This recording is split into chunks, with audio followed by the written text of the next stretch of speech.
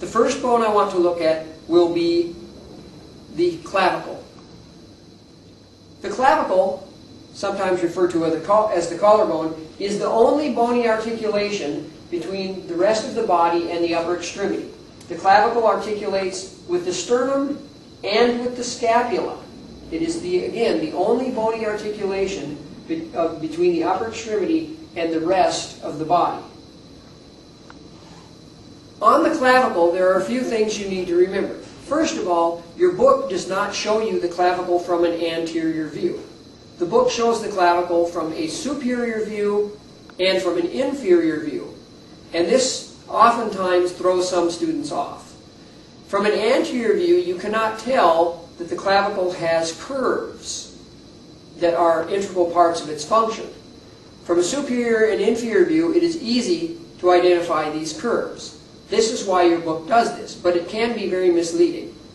In our class, you are responsible to know which end of the clavicle is the sternal end, which is the scapular end, also known as the acromial end, and you are responsible to know whether this is a left clavicle or a right clavicle.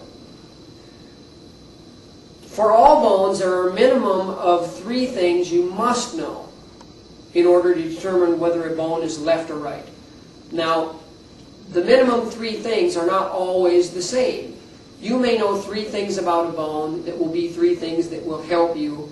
I may know 3 different things, but there are always a minimum of 3 things that you need to know. First of all, with the clavicle, you must know that it connects between the sternum and the scapula, as we saw on the skeleton here. The sternal end of the clavicle, if you look at it from end on, is fairly round, whereas the acromial end of the clavicle is flattened out. Also, we look at the curves of the clavicle.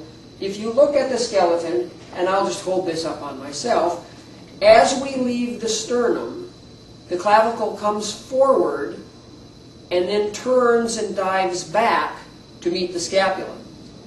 If it helps you to remember that, remember that the clavicle is going from the sternum, the most anterior bone in your body, to the scapula, the most posterior bone in your body.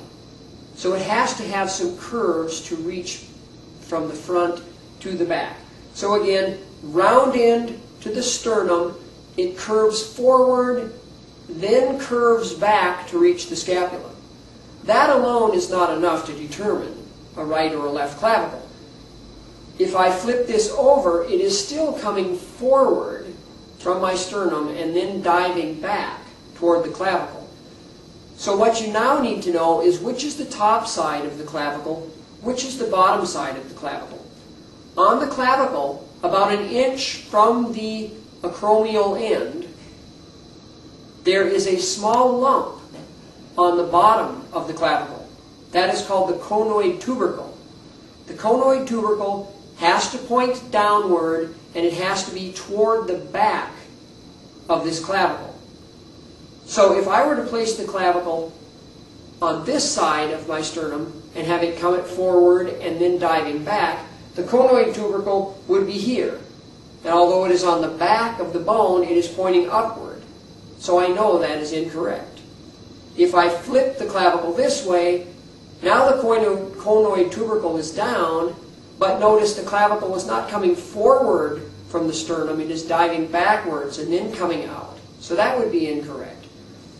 If I put it to the right side, I can see I come forward, I dive back, the conoid tubercle is toward the back and is down. So I know that this must be a right clavicle.